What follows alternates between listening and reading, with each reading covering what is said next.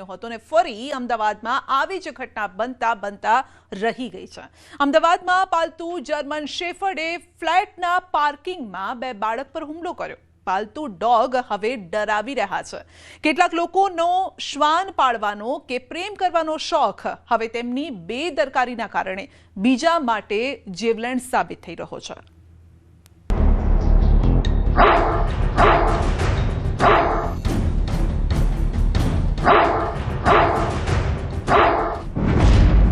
તમારી આસપાસ ફરી રહ્યા છે આદમખોર।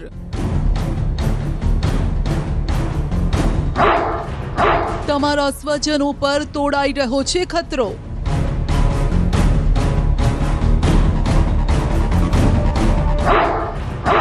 રોજ આ શ્વાનના શિકારના દ્રશ્યો આવે છે સામે।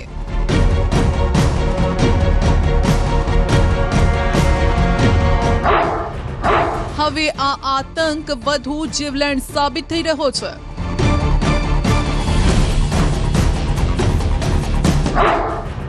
પાલતુ શ્વાન પણ બની રહ્યા છે ખૂંખાર।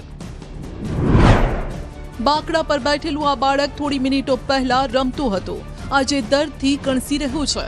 આજે તે ડરેલું છે। તે જ નહીં, આ ફ્લેટમાં રહેતા બીજા રહેવાસીઓ અને તેમના બાળકો પણ ભયભીત છે। આ ડર કેમ ન હોય? ઘટના જ કંઈક એવી બની છે। જુઓ, હૈયું હચમચાવી નાખતા આ સીસીટીવી, જેમાં કેદ થયો છે પાલતુ શ્વાનનો કાળો કહેર। ઘટના છે અમદાવાદના ન્યૂ મણિનગર વિસ્તારમાં આવેલી શરણમ એલિગન્સીની, જ્યાં આ મહિલા તેમના પાલતુ જર્મન શેફર્ડ શ્વાનને લઈને બ્લોકના પાર્કિંગમાંથી પસાર થઈ રહી છે। બીજી તરફ બાળક સામેથી આવતા હુમલાખોરથી અજાણ પોતાની મસ્તીમાં દોડી રહ્યું છે। આ બાળકને જોતા જર્મન શેફર્ડ શ્વાને અચાનક જ તેના પર હુમલો કરી દીધો। ઓચિંતા હુમલાથી બાળક ગભરાઈ ગયું। દોડવા જતા શ્વાન માલિકે શ્વાનને પકડેલું હોવા છતાં બાળકને બચકું ભરી લીધું। શ્વાને બાળકના પગ અને પેટ પર દાંત બેસાડી દીધા। બાળકે ઊભા થઈ તેની માતાને જાણ કરી। શરણમ એલિગન્સની અંદર આ બનાવ બન્યો હતો। બુધવારે બપોરે 1 વાગ્યાની આસપાસ આ બાળક છે તે અહીં રમી રહ્યું હતું અને અચાનક જ આ પાલતુ શ્વાન છે તેના પર હુમલો કર્યો હતો અને તેને કરડી ગયો હતો। જો કે ઘટના બાદ લોકોની અંદર ભારે રોષ જોવા મળી રહ્યો છે, કારણ કે જે પ્રકારે ઘટના સીસીટીવીમાં કેદ થઈ હતી, સીસીટીવીમાં પણ સ્પષ્ટપણે જોવા મળી રહ્યું છે કે જ્યારે બાળક આવે છે ત્યારે આ શ્વાન છે અચાનક જ તેના પર હુમલો કરે છે અને તેને કરડી ખાય છે।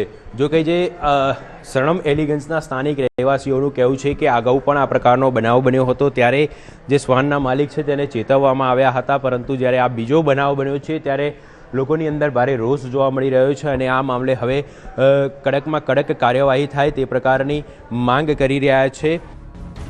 જો કે આ પહેલી ઘટના નથી। અગાઉ પણ આ જ શ્વાન દ્વારા બાળકને કરડવાની ઘટના બની હતી।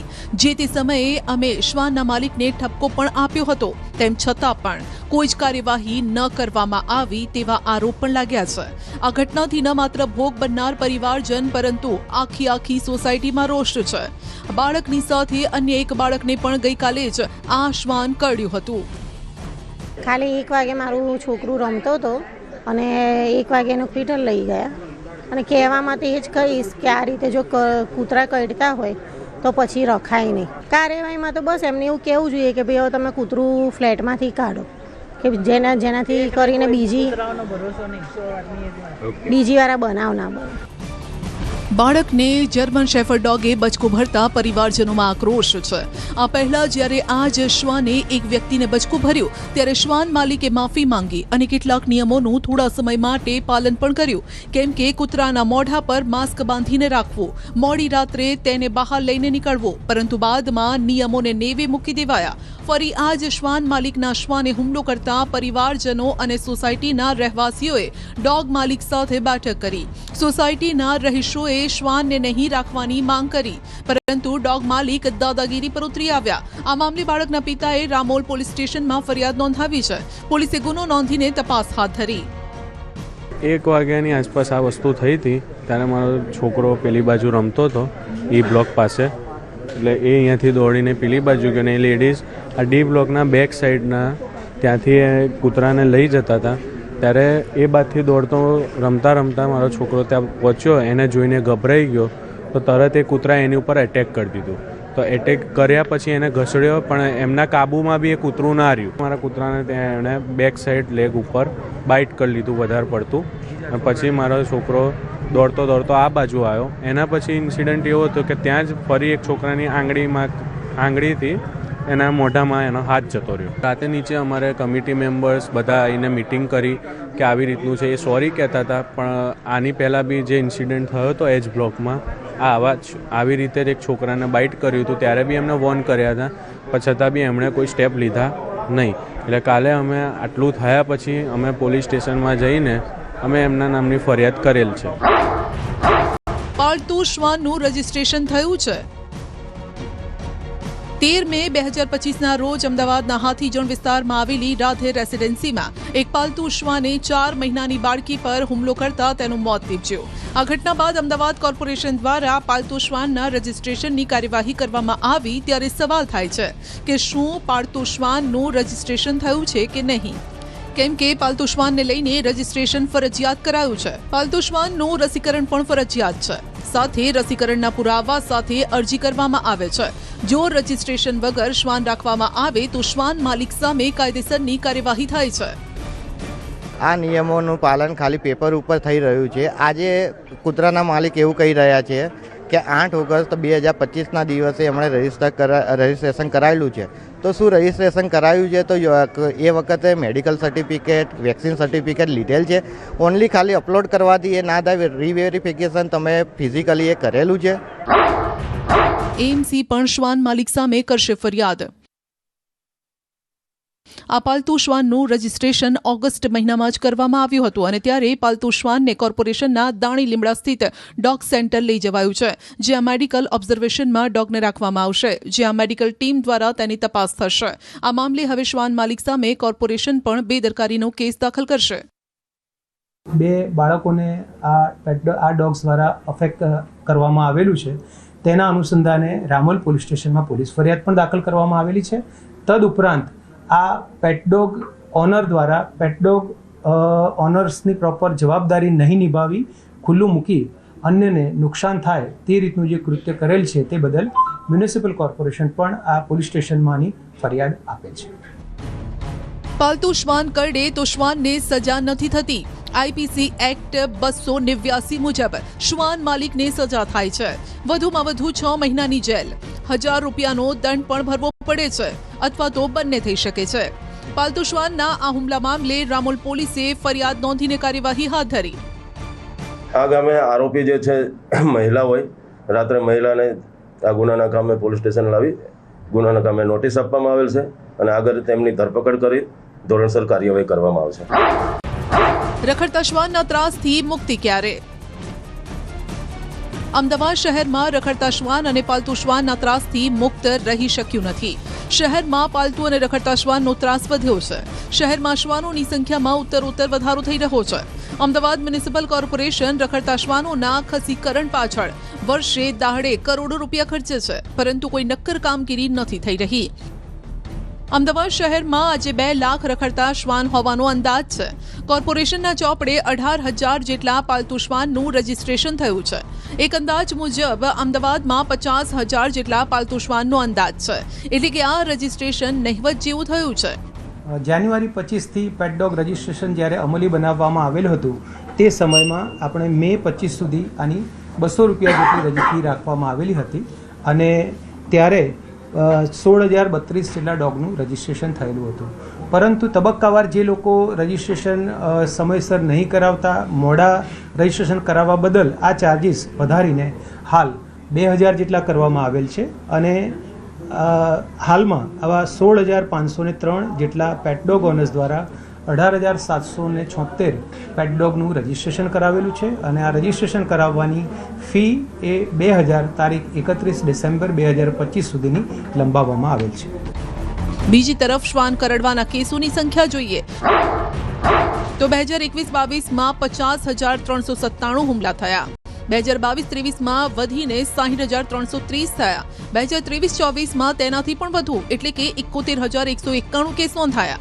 આ સાથે 2024-25માં 78,975 કેસ અને 2025ના વર્ષની શરૂઆતથી અત્યાર સુધીમાં 17,677 હુમલાના બનાવ સામે આવ્યા છે. તો રાજ્યની અંદર વર્ષે શ્વાન કરડવાના 4 લાખ કેસ નોંધાય છે, એટલે કે દરરોજ 1,076 લોકોને આ શ્વાનો કરડે છે. છેલ્લા 2 વર્ષની અંદર શ્વાન કરડવાની સંખ્યામાં અધધ વધારો થયો છે.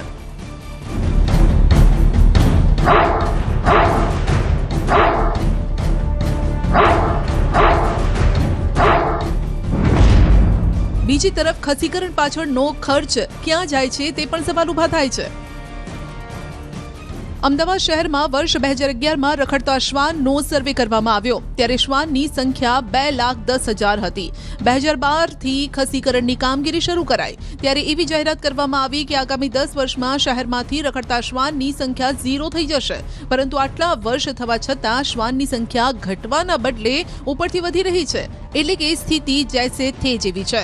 શ્વાનના ખસીકરણના 2 વર્ષના આંકડા જોઈએ તો 2024-25માં શ્વાનના ખસીકરણ પાછળ 1,41,21,169 રૂપિયા ખર્ચ કરાયા, જ્યારે કે 2025નું વર્ષ શરૂ થયું ત્યારથી અત્યાર સુધીમાં 26,55,029 રૂપિયા ખર્ચ થયા છે, જેની સામે છેલ્લા 2 વર્ષની શ્વાનની ખસીકરણની સંખ્યા જોઈએ તો 2024-25માં 14,416 શ્વાનનું ખસીકરણ કરાયું. 2025ના વર્ષમાં એટલે કે આ વર્ષમાં 2,554 શ્વાનનું ખસીકરણ થયું છે. એટલે કે એક શ્વાનના ખસીકરણ અને રસીકરણ પાછળ 1,600 રૂપિયા જેટલી માતબર રકમ એજન્સીઓને ચૂકવવામાં આવી છે. છતાં પણ રખડતા શ્વાનોનો ત્રાસ ઓછો નથી થયો.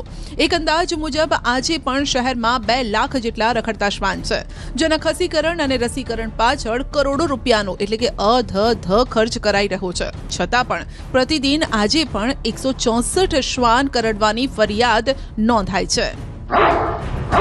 સુરતમાં રખડતા શ્વાનનો આતંક.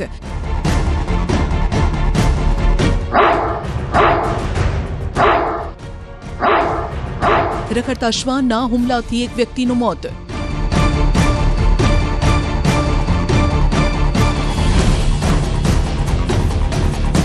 અમદાવાદમાં પાલતુ શ્વાનનો ત્રાસ જોવા મળ્યો છે. સુરતમાં રખડતા શ્વાનનો આતંક જોવા મળ્યો. હવે આ શ્વાનોએ લોકોના જીવ ભરખવાનું શરૂ કર્યું છે. સુરતથી આવેલા સીસીટીવી જુઓ, જ્યાં સૈયદપુરા વિસ્તારમાં એક યુવક પાછળ રખડતા શ્વાનનું ટોળું દોડવા લાગ્યું. ડાઘિયાઓ આ યુવાનના લોહીના તરસ્યા હોય તે રીતે પાછળ પડી ગયા. આગળ યુવક દોડતો જાય છે ને પાછળ આ શ્વાન. રખડતા શ્વાનોથી બચવા દોડતા દોડતા આ યુવક નીચે પટકાય છે, જેના કારણે તેને ગંભીર ઈજા પહોંચે છે. ખાનગી હોસ્પિટલમાં સારવાર માટે ખસેડાયો, જ્યાં સારવાર દરમિયાન તેનું મોત થયું. મૃતકનું નામ ઇબ્રાહીમ અહેમદ અંસારી હતું, જેની ઉંમર 38 વર્ષ હતી. રખડતા શ્વાનોએ એક યુવકનો ભોગ લઈ લીધો. આ ઘટનાથી સમગ્ર વિસ્તાર સ્તબ્ધ છે. રખડતા શ્વાનો મામલે કોઈ કાર્યવાહી ન થતા સ્થાનિકો શાસકો સામે ફટકાર વરસાવી રહ્યા છે. રખડતા શ્વાનોનો આતંક દિવસે ને દિવસે વધી રહ્યો છે, ભયાનક પણ થઈ રહ્યો છે. આ શ્વાનનો ઉપાડો બંધ થવાનું નામ જ નથી લઈ રહ્યું. શહેર હોય કે ગામ, રખડતા શ્વાનોએ સામાન્ય લોકોનું જીવવું મુશ્કેલ કરી નાખ્યું છે. આ ડાઘિયાઓ હવે બેફામ બની રહ્યા છે. વાપી, અમરેલી, જામનગર, વડોદરા, અમરેલી, સુરત. આ તસવીરો રખડતી રંજાડની ચાળી ખાઈ રહી છે. આ તસવીરો તંત્રની ખસીકરણની કામગીરી પર સવાલ ઉભા કરી રહી છે.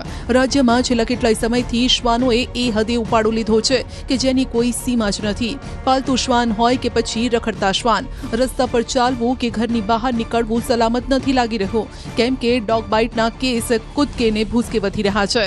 શ્વાન કરડે કે નખ ભરાવે તો પણ માણસે એન્ટી રેબિઝના ઇન્જેક્શન લેવા પડે છે. રાજ્યમાં રોજ 1,000 જેટલા લોકોને શ્વાન કરડવાથી ઇન્જેક્શન લેવા પડી રહ્યા છે. સુપ્રીમ કોર્ટના 8 આટલા નિયમો બાદ પણ શ્વાન કરડવાની ઘટનાઓ અટકી નથી રહી. રોજે રોજ બનતી શ્વાન કરડવાની આ ઘટનાઓને લઈને લોકોના મનમાં સવાલ ઉભા થઈ રહ્યા છે કે શું આ સમસ્યાનો કોઈ ઇલાજ જ નથી? શહેરમાં રખડતી ગૌ માતાને પકડીને શહેર બહાર હદ પાર કરી શકાય છે, પરંતુ શ્વાનોને પકડ્યા પછી તેનું વ્યંધીકરણ ઓપરેશન કરીને જ્યાંથી પકડાયા છે તે જ શેરીમાં છોડવાનો નિયમ છે. એકંદરે રખડતા શ્વાન મુદ્દે એક તરફ જીવદયા છે, લોકોનો શ્વાન પ્રેમ છે, ને બીજી તરફ જીવલેણ બનતી શ્વાન કરડવાની ગંભીર સમસ્યા, જે ચિંતાનો વિષય પણ છે. આમાં વચલો રસ્તો અપનાવવામાં આવી રહ્યો છે, પણ અત્યાર સુધી તેનું કોઈ નક્કર પરિણામ નથી મળ્યું.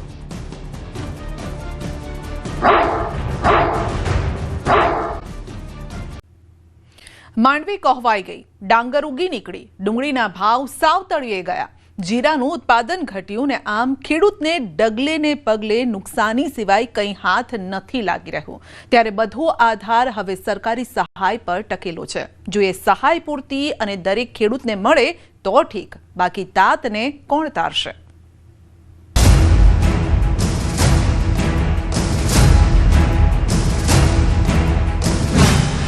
ખેડૂતે 7 વીઘાની માંડવીને આગ ચાંપી.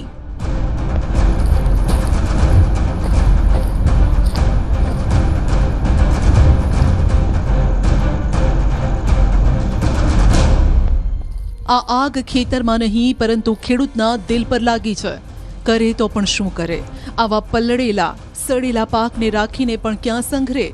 ભલે 4 મહિના પરસેવો પાડ્યો, ભલે દવા બિયારણ પાછળ ખર્ચ કરીને તૂટી ગયો, પણ આ માવઠાએ તો એવો ઘા આપ્યો કે દીકરાની જેમ માવજત કરી ઉછેરેલી માંડવીને દિવાસળી ચાંપવી પડી. આ દ્રશ્યો અમરેલીના સાવરકુંડલાના જાંબાળ ગામના છે, જ્યાં ખેડૂતે પલળી ગયેલ મગફળીના પાથરાને આગના હવાલે કરી દીધા. એ પણ એકાદ વીઘા નહીં, આ ખેડૂતે તો આખા 7 વીઘામાં જે મગફળી વાવી હતી તેને જ આગના હવાલે કરી છે, કારણ કે કમોસમી વરસાદે તેની પથારી ફેરવી નાખી.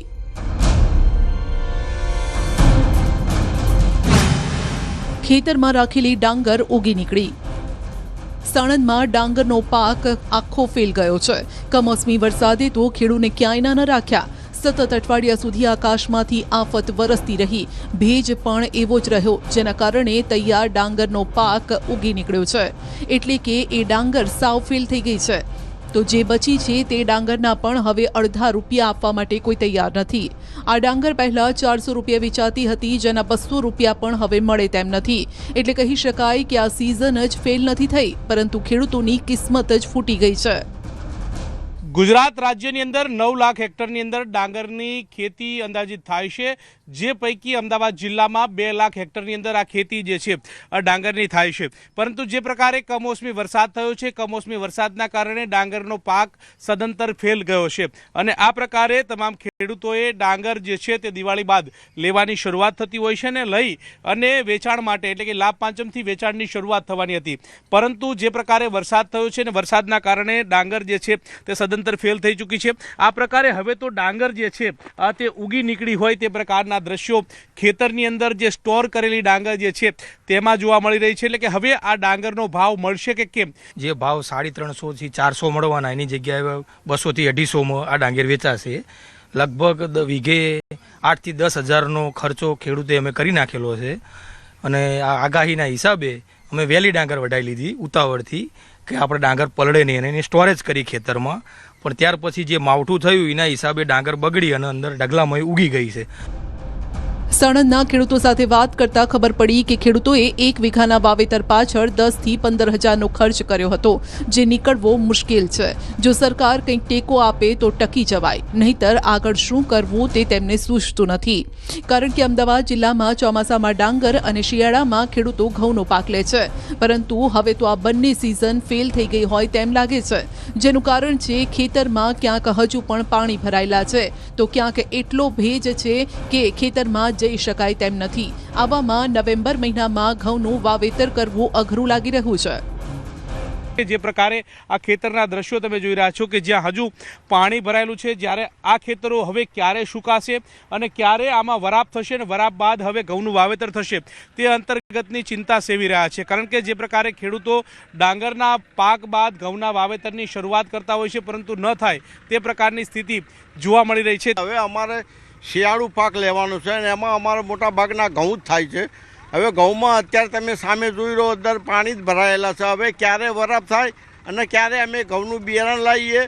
અમારી પાસે બિયારણના અત્યારે પૈસા બી ન હોય. માર્કેટમાં જે ડાંગર લઈ જશે એના પૈસા ઉપજતા જ નથી.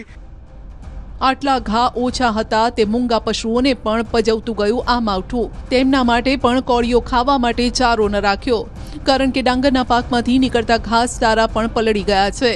ખેડૂતની સાથે ઢોરો પણ હવે ભૂખ્યા મરશે. સાણંદ તાલુકાના ખેડૂતોનો દાવો છે કે ખેડૂત દીઠ તેમને 50,000 ક્યાંક લાખ રૂપિયાનું નુકસાન છે ને દરેક ખેડૂતોને ઓછામાં ઓછા 70% નુકસાની છે. માટે સહાયથી કંઈ નહીં થાય. ખેડૂતોની માંગ છે કે દેવું માફ કરો તો ટકી જવાય. હું 20 વીઘાનું વાવેતર કરું છું, એમાંથી માનો 800 મણ નાગેર થાય. 800 મણથી 400 મણ નાગેર મારી ફેલ થઈ ગઈ, એ તમે નજરે જોઈ શકો છો. અને ઘાસ ચારા માટે જુઓ તમે તો આ બધું ફેલ થઈ ગયું છે. પશુ માટે કશું રહ્યું નથી. તો 400 મણ 50% નુકસાન થઈ ગયું મારું એકનું. તો મારા કુટુંબનું, મારા ભાઈઓનું, બીજાનું, ગામનું ગણો તો કેટલા રૂપિયા પોકે. એટલે સહાય નહીં, દેવું માફ કરો.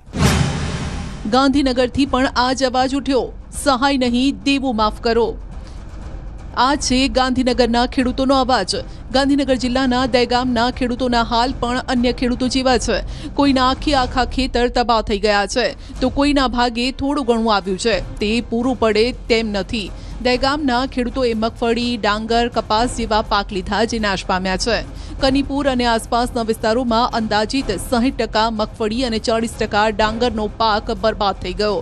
કપાસના પાકમાં પણ પાંદડા સડી જતા ઉપજમાં ભારે ઘટાડાની શક્યતા છે. 1.5 લાખ નુકસાન હશે. અને મગફળીનો પાક હતો. કેટલા વીઘામાં વાવી હતી? એ આમ 5 વીઘામાં વાવી હતી, પણ 2.5 વીઘા લઈ લીધી ને 2.5 વીઘા બાકી છે. એમાં નુકસાન થયું છે. બીજા કોઈ પાકને નુકસાન થયું તમારા? ડોગર ન થયું તો 1.5 વીઘો. કેટલાય ખેડૂતો તો એવા છે જે સદ્ધર નથી, માટે ધિરાણ લઈ આમ તેમ ઉછીના પાછીના કરીને ખેતી કરે છે. તેવા ખેડૂતોનો સાવ મરો થઈ ગયો છે. સ્થિતિ એવી છે કે લોનના હપ્તા ભરવાના પણ હવે રૂપિયા નીકળે તેમ નથી. માટે ખેડૂતો માંગ કરી રહ્યા છે કે સહાયનો મલમ ન ચોપડો, દેવું માફ કરો. મારે 60 ગુંઠા જમીનમાં ડોગરનો પાક હતો અને નુકસાન થયું છે. કેટલું નુકસાન થયું હશે આશરે? લગભગ 1.5 લાખ રૂપિયા જેવી ડોગર થાય. બરોબર, એટલે એમાં 50-60 હજાર રૂપિયા જેવું નુકસાન ખરું. મારે 100 વીઘા ડોગર હતી. 6 વીઘા ફેલ જયેલી છે ડોગર. બરાબર. હવે અમને વળતર કઈ 1 વીઘા 17,000 રૂપિયા અમારે ખર્ચો પડે છે ડોગરમાં. બરાબર. હવે સરકાર 17,000 રૂપિયા ઉપર વીઘા ઉપર હેક્ટર ઉપર નહીં બોલતો. એટલું અમને આપે તો જ ખેડૂત ઊભો થાય. બરાબર છે. પછી સરકારના હાથમાં વસ્તુ છે અને ખેડૂતોનો દેવા માફ કરે. કારણ કે ખોટા વ્યાજ ભરીને અમે તો હમણાં પીસાયા કરીએ છીએ. ખેડૂત તો ઉદ્યોગોનો દેવા માફ થાય છે, તો સરકાર ખેડૂતોના દેવા મારશે કશું નહીં. માવઠાની અસર જીરાના ભાવ પર. કમોસમી વરસાદના કારણે જીરાનું વાવેતર આ વર્ષે મોડું અને ઓછું થવાની અસર ઊંઝા માર્કેટયાર્ડના જીરાના ભાવ પર પણ જોવા મળી છે. ઊંઝા માર્કેટયાર્ડમાં 20 કિલોએ 300 રૂપિયા કરતાં વધુનો વધારો નોંધાયો. હાલમાં ભાવ 3,800ની આસપાસ ચાલી રહ્યા છે. વેપારીઓનું અનુમાન છે કે જો વાતાવરણ હજુ પણ ખરાબ રહેશે તો ભાવમાં થોડો વધારો થઈ શકે છે, નહીં તો આ ભાવ સ્થિર રહેશે. હાલમાં ઊંઝા યાર્ડમાં જીરાની દૈનિક આવક 13,000 થી 14,000 બોરીની નોંધાઈ છે. જીરામાં બી કિલોએ 15 થી 20 રૂપિયાની તેજી આવી છે. અને હાલ એવું લાગે છે કે હાલ બી વાતાવરણ ખુલી ગયું છે. વાતાવરણ ખુલ્લું રહે તો પછી આ ભાવ સ્ટડી રહે છે. અને વાતાવરણમાં થોડો બગાડ આવે પાછો તો 5-10 રૂપિયાની તેજી આવે. હાલ કેવા ભાવ ચાલી રહ્યા છે? હાલ 3700 થી 3800 ભાવ સારા માલના ભાવ છે. ને મીડિયમના 35-36 ભાવ છે. કમોસમી વરસાદ છે, સિઝન પણ લગભગ 1-8 મહિનો લેટ ચાલી રહી છે. એના જે જીરુમાં જે વાવેતર થવાનું છે એમાં લગભગ 20% જેટલો ઘટાડો થાય એવી સંભાવના છે.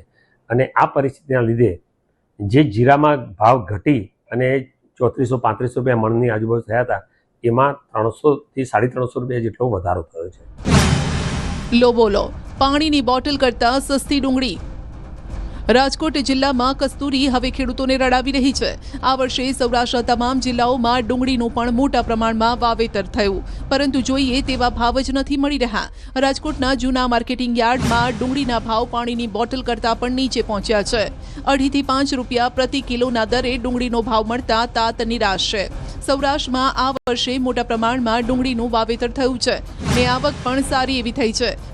માર્કેટયાર્ડ પણ ડુંગળીથી ઉભરાઈ રહ્યા છે, પરંતુ ભાવ જ નથી.